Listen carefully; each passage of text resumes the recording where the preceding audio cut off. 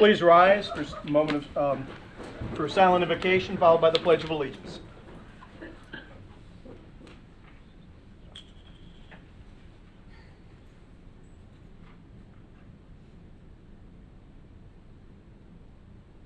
Amen.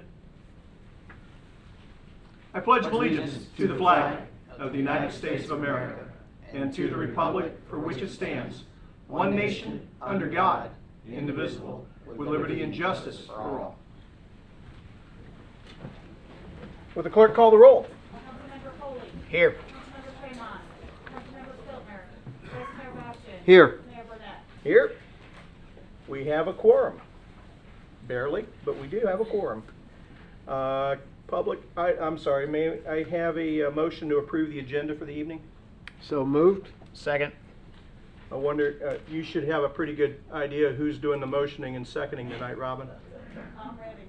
All in favor signify by saying aye. Aye.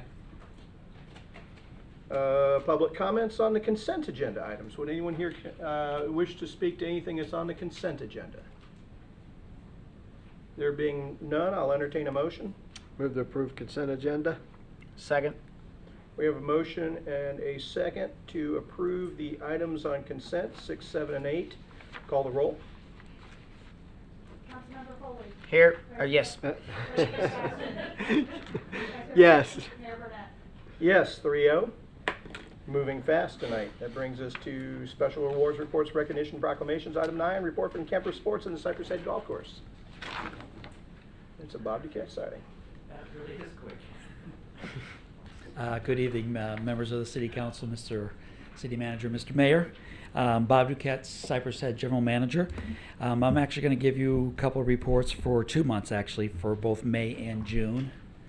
Get rid of this for a second.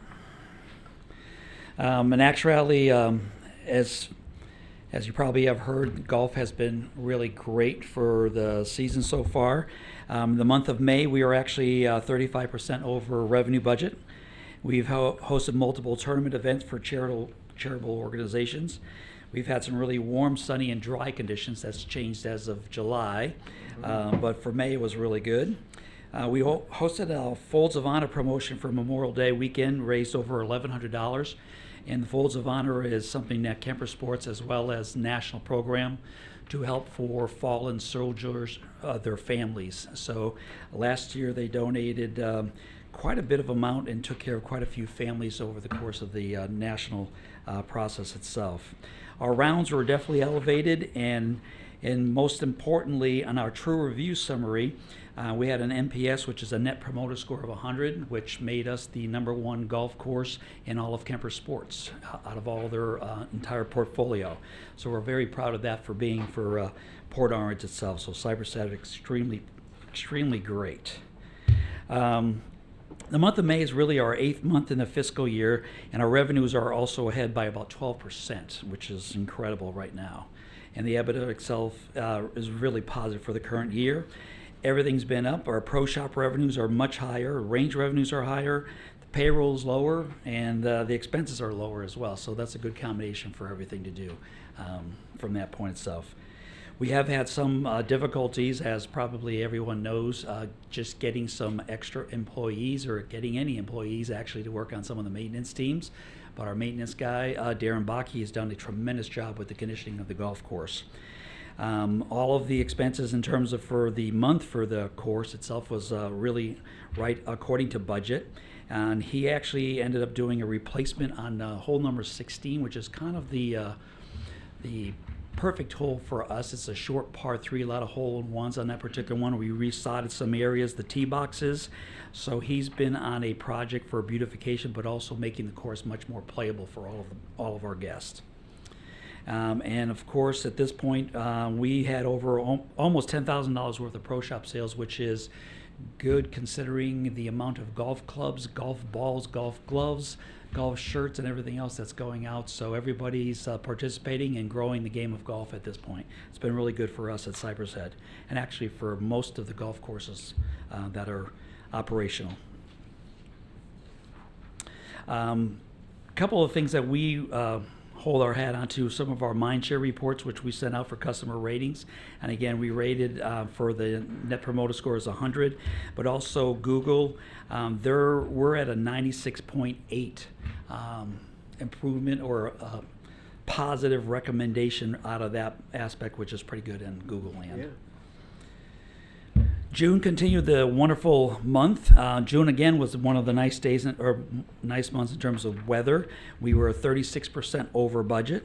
Rounds were increased by 13%, even though we had done an aerification on our greens, which means that you have to core holes into the area to allow water infiltration for the nutrients. But you also have to top dress the greens, which are very sandy, for about 7 to 10 days. So even with that said, we ended up with about 13% extra rounds, which is pretty good. Of course, the big happening was the Mayer's tournament, which was a huge success for Parks and Recreation.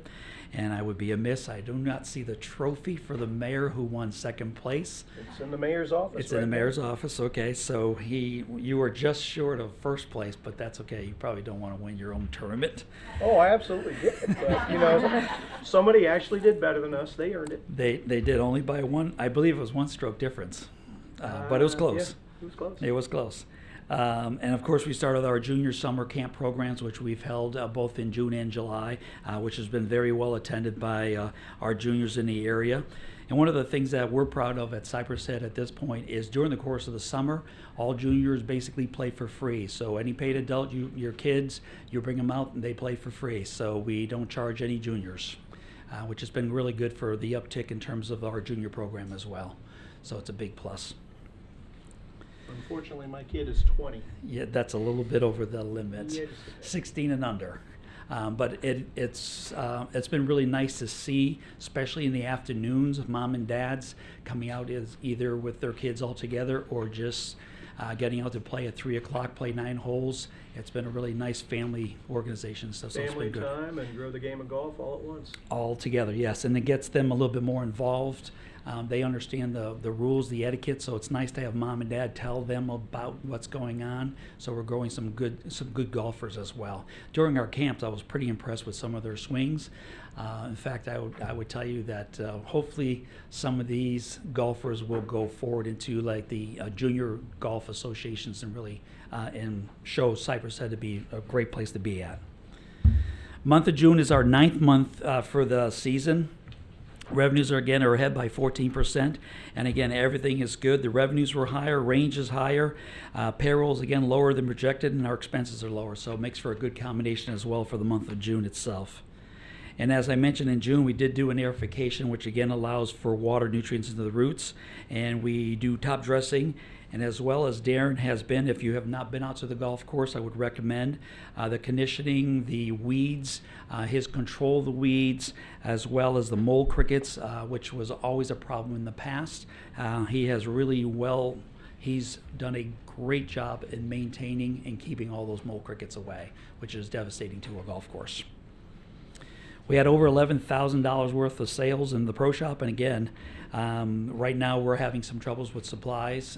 Some of the golf ball manufacturers and other companies are starting to kind of peel back, and they're a little bit on the back order, but we hope to have everything back up for the fall when everything, our northern friends, if they come back down to Florida. And again, I did mention the congratulations to the mayor and his team. And in this case here, our summary reports again for both our mind share, we were at 83%. Some of that is because their golf game was affected during aerification, so they felt like the course was probably not as a good condition because of the fact that they were top dressed, but we are still very proud of that. And again, for Google, we're at a 96% rating. So all in all, it's been working really well at the golf course. So very pleased.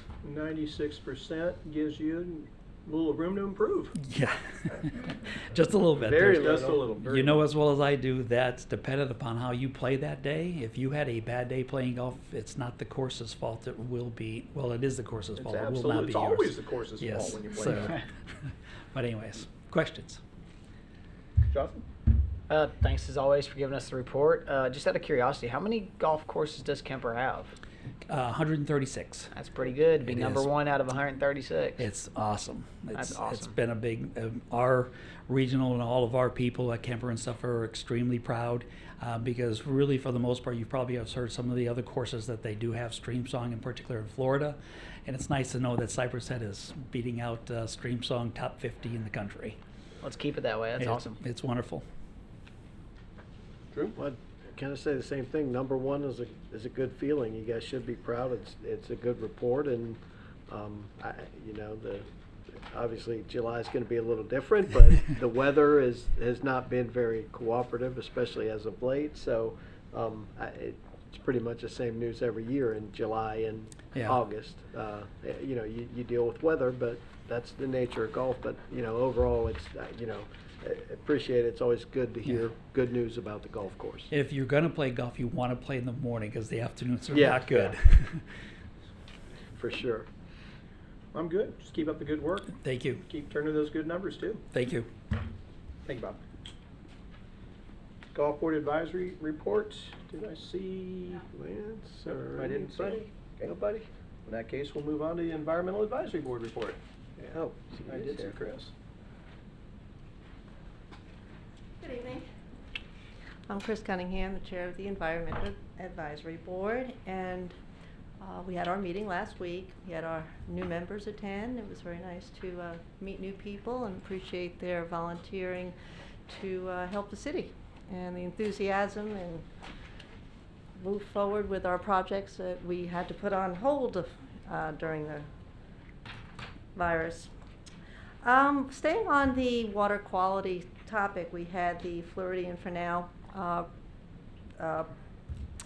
volunteer coordinator come. Her name is Christy Miller, and she gave a very good presentation on how this county is trying to educate the public on not using fertilizer in the off-season, May until October. And there was a lot of new projects that she's put together. She's new in her job and focusing on, rather than individual education, they're trying to get the cities involved in accepting what the county is trying to accomplish. Our water is affected by fertilizer. That is a fact. And so getting people on board with what they're trying to accomplish by addressing each city, and each city, we suggested maybe recognizing the cities for their progress in diverting, whether it's the private or just the city land by itself, not using the fertilizer off-season, and training the people that are being paid to fertilize to recognize that there is a time that they can't do that.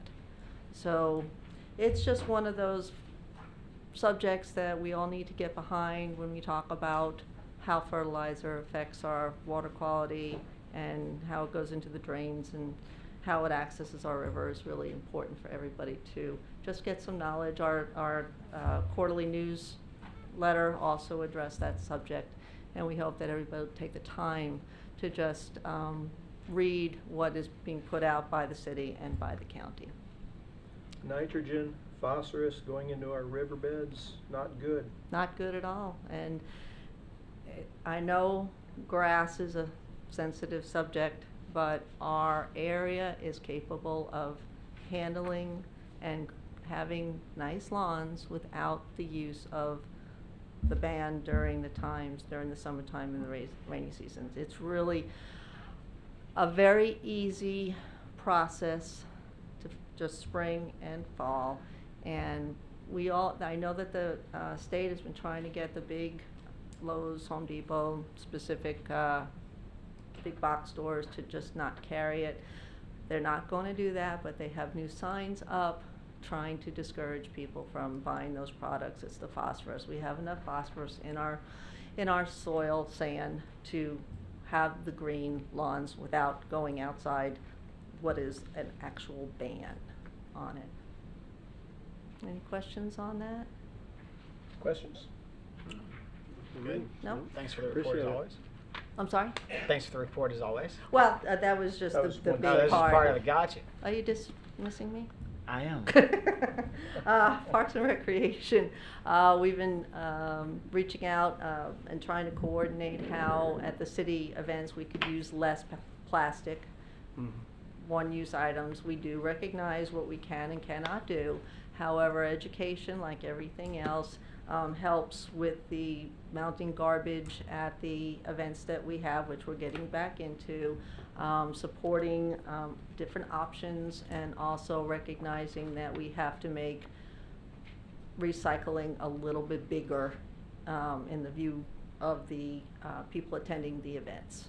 And so we did talk about how we can maybe get that more in front of the customers and the visitors around, say, the food trucks, and where there's using more single-use items.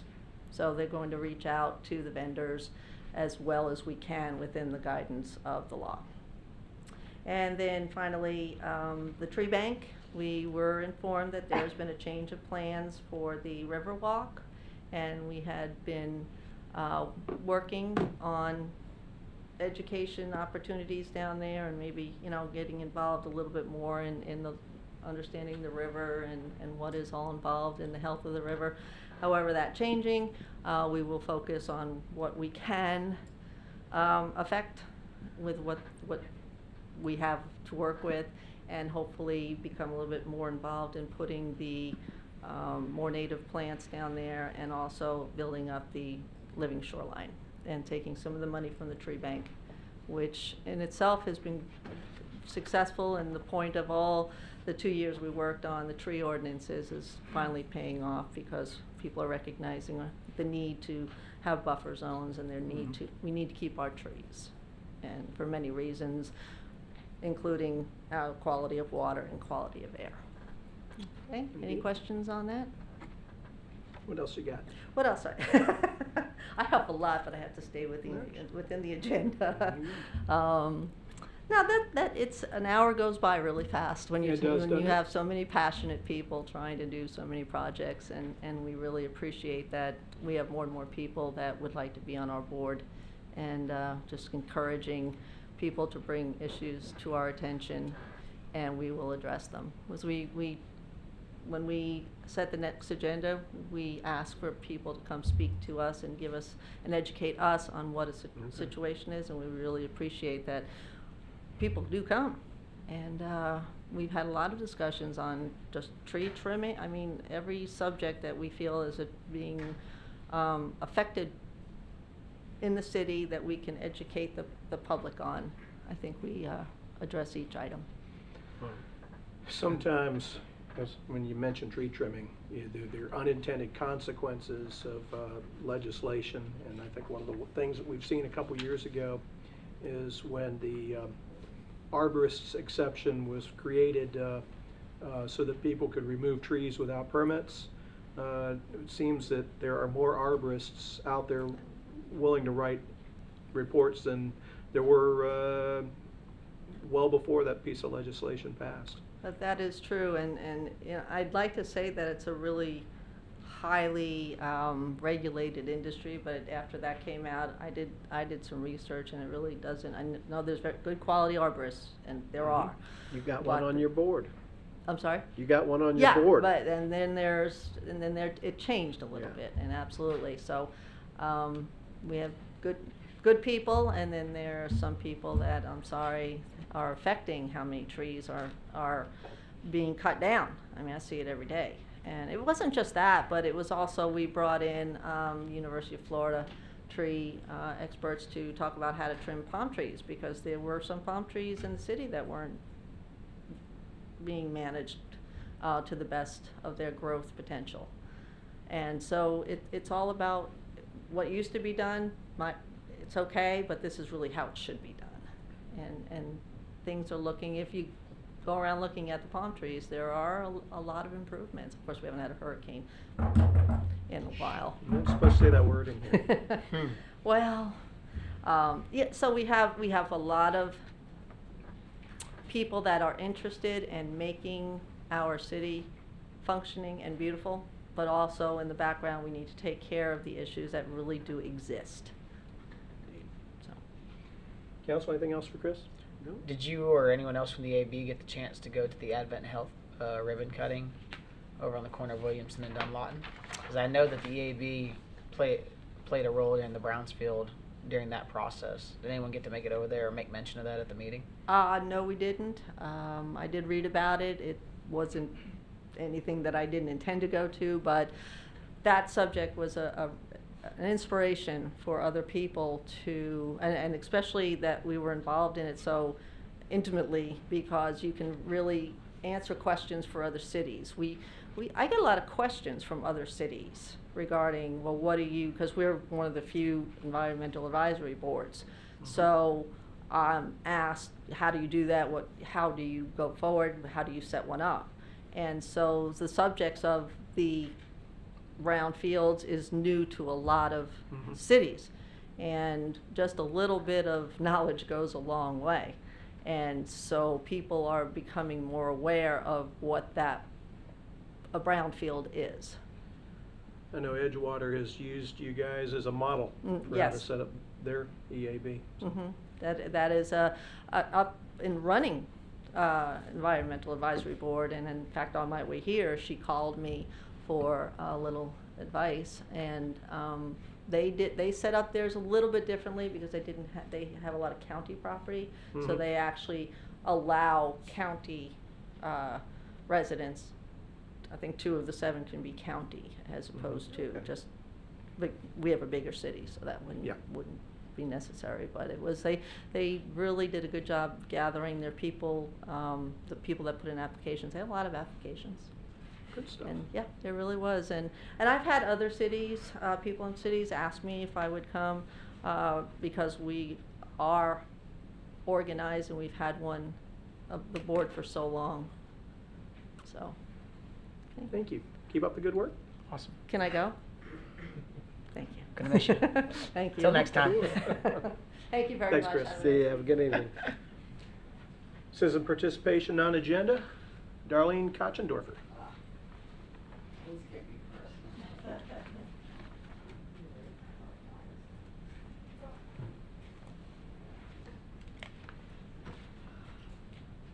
Everybody, lots of new faces. Yeah. Hi, I'm Darlene Kochendorfer. I live at 5571 Lancewood Drive. I've seen a lot of new faces here, and I'm sure you guys have missed me. We haven't seen you in a while. I know. I'm still around. My understanding was that it was a request made for a report on our trap neuter return program, and I don't know if that's something you're going to read later on or just something you asked for. But I've been working with Lieutenant Aiken and Officer Maxar, and I'm still trying to do what I do, and I got to tell you, they are wonderful. They're both wonderful to work with. I've tried to help them with little situations. They're all different, and and that's worked well. And what I like about it is normally people like trappers and fosters and ACOs usually are bumping heads, and we're not. We're working well together, and that's positive. There's still a lot more to be done with our program. There's a lot of, the way it was designed, it seemed to be the feeding was the focus. And that while that's incidental, the focus is fixing them. And community education. I was fortunate to be invited to Maplewood's Homeowner Association meeting. They're starting to do those again, which is terrific. Great way to educate the public. I got a terrific reception. I was invited back.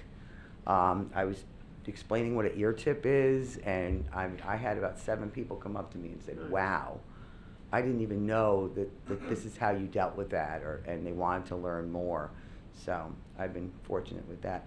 But I would love it if all our volunteers could start working with the city. Right now I'm the only one. And it would be terrific if we could get some more volunteers working with our animal control police department.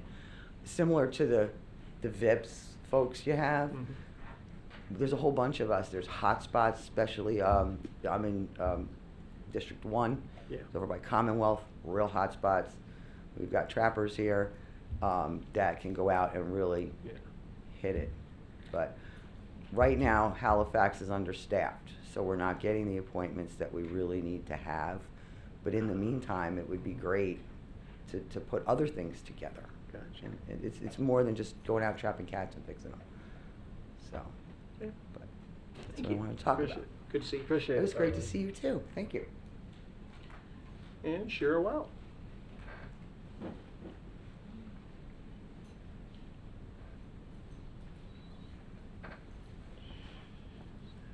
Cheryl Wild, 493 Leslie, resident PIA for the cats. We had a rabies outbreak. You know why we had a rabies outbreak? Because you guys stopped TNR. When they get fixed, they get rabies shots. So now it's become a danger to people if you don't TNR. I also would like to know how much we're paying now per cat for TNR. When we did it, it was 45. Last time I checked, you were paying, because you're paying your ACOs instead of letting the volunteers do it, $106 a head, which makes no sense to me. And just because we've been quiet doesn't mean we're not still out there. And it may seem like a small thing to you, but I'm sure you've gotten a lot of calls because people are calling me and I'm giving them your number because I don't know what I'm supposed to tell people anymore. I can't help them because the way on paper the city has the TNR program. What Darlene's doing with the ACO and stuff is not what's written as the TNR program. So even those people are skirting what you guys have passed. So it's something that needs to be looked at, and I would like to see how much it's costing per cat now that you're paying somebody to drive them. Thank you. Thank you. Thank you. Council comments. Why don't we start on this end tonight with Drew? It's been kind of crazy. I don't really have anything tonight. Okay. Jonathan? I had a resident call to tell me that they've noticed an improvement in their duration on Dunlawton, and they wanted to say thank you. So I'll share that with you two over here. Oh, the traffic light time. Yeah, the traffic light. It is They working. noticed a significant improvement, and so other than that, I don't have anything. But I figure I'll share a little bit of good news our direction. So. Okay, appreciate that. Wayne, for me, I know that last week, at some point, there was a TNR report that came out, and I've got phone numbers there. We might want to reach out to them because there are a couple of inquiries, and some of those answers might be in that report, and I'd like it if we could share that with them. Yes, sir. Thank you. That brings us to the public hearing portion of the meeting. Public hearing portion of the meeting is now open.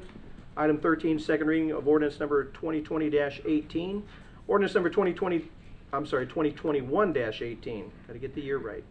An ordinance of the City of Port Orange, Volusia County, Florida, rezoning property consisting of approximately plus or minus 6.2 acres located at 720 Dunlawton Avenue at the southwest corner of Dunlawton and Spruce Creek Road from Agriculture A to Planned Commercial Development, PCD, and approving a master development agreement and conceptual development plan for the Dunlawton Storage PCD, providing for conflicting ordinances, providing for severability, and providing for an effective date.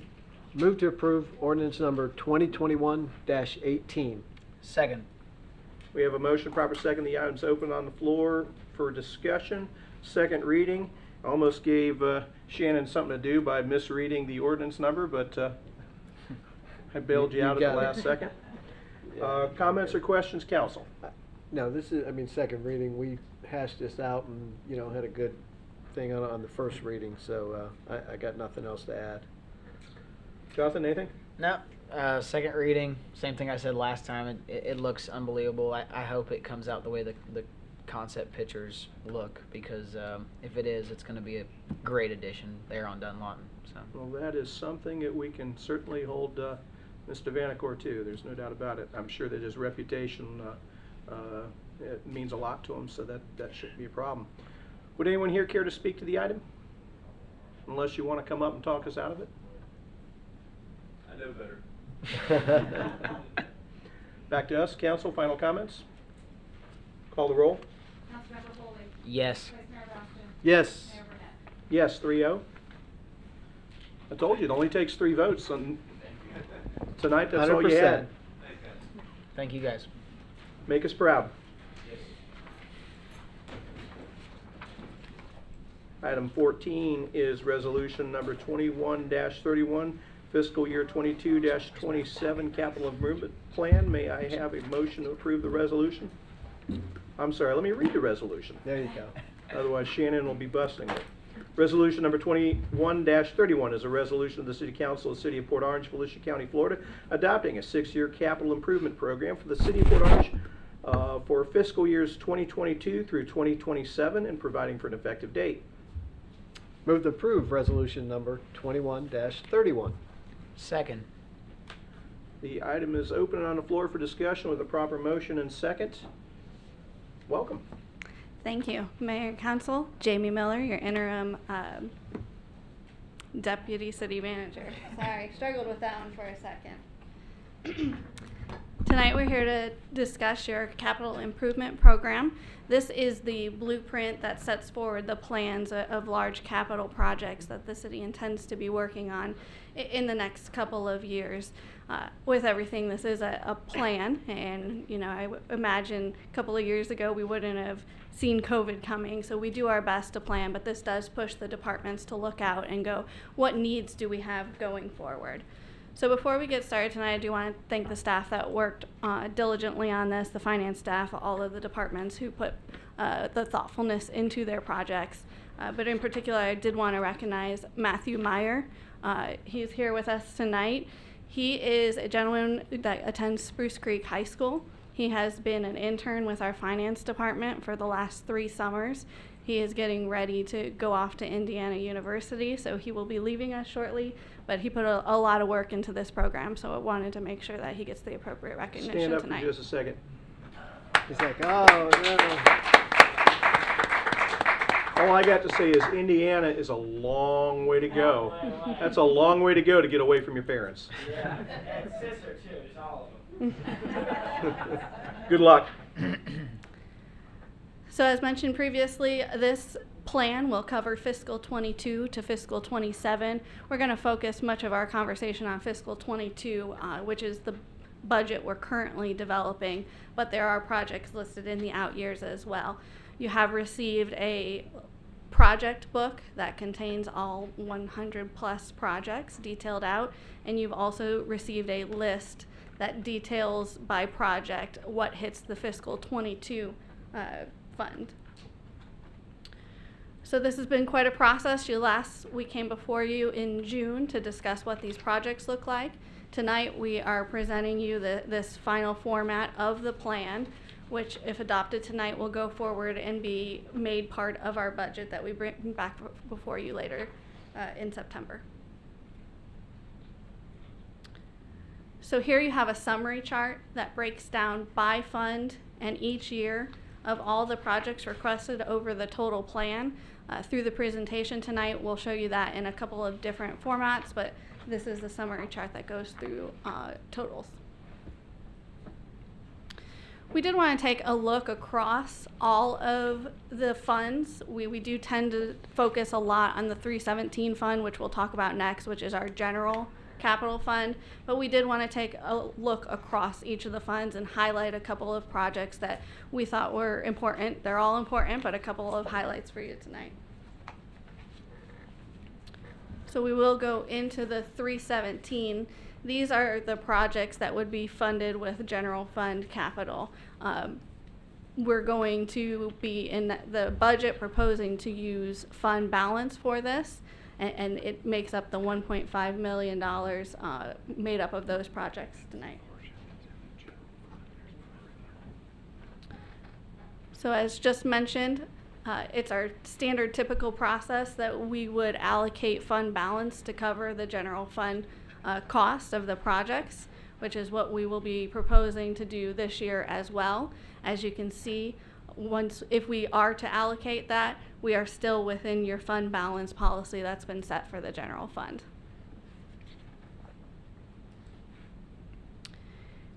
Here you can see a breakdown. This is just the fiscal 22. That would be the current year that we're developing the budget for, and you can see how these projects break down by department. Large majority of the projects we do are in the public utilities. They are very large infrastructure projects. There's a slightly different way when we look across the entire plan, the way the projects work out by department.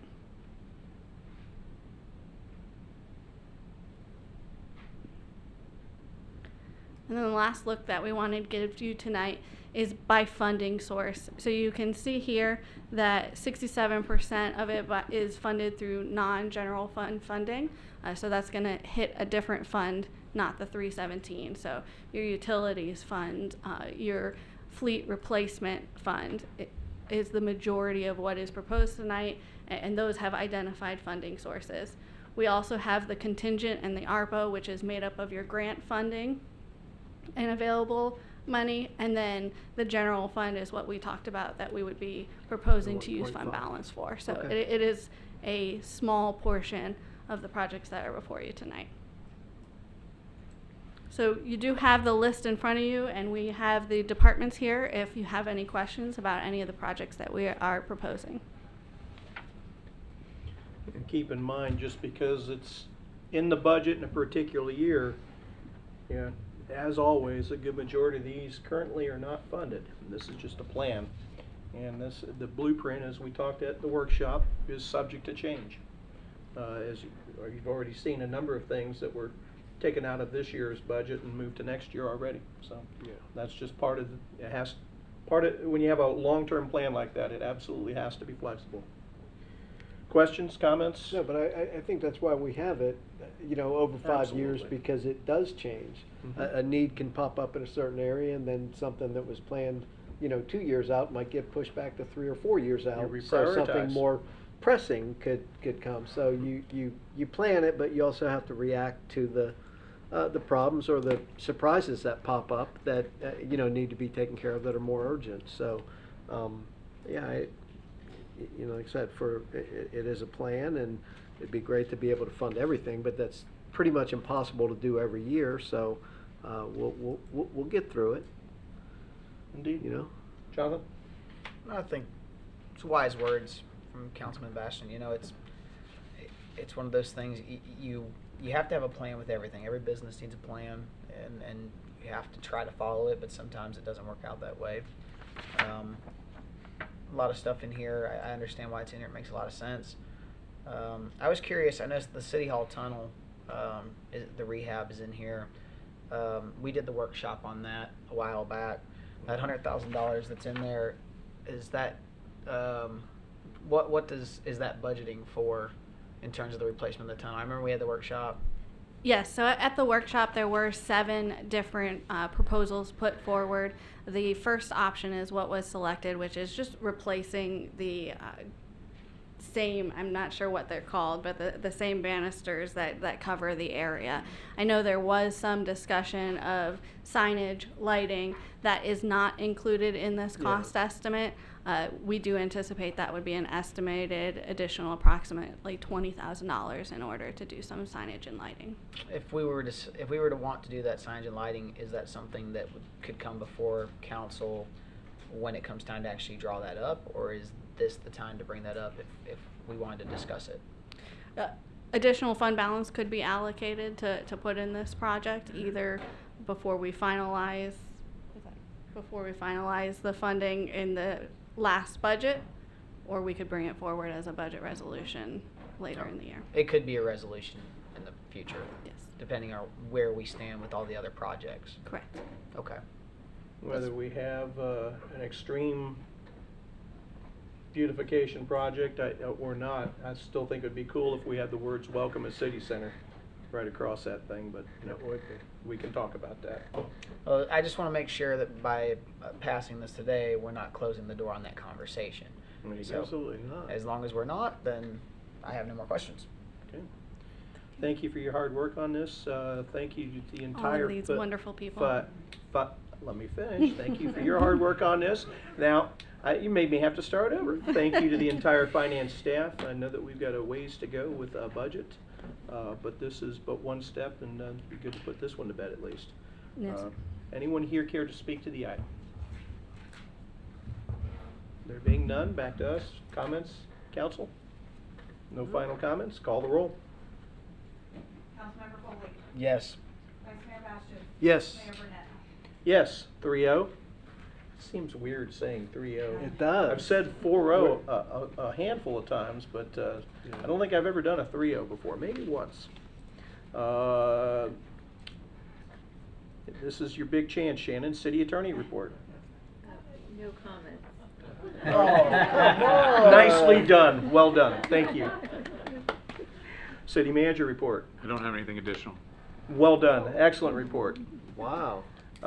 City Council Committee reports, River to Sea TPO. Just so happens that Scott, who would be giving that, is on vacation, so we'll have that another time. General Employees Pension Plan, He would also give that's that also one. Scott, so he's on vacation. So oddly enough, while it's still daylight outside, we have come to the end of the agenda.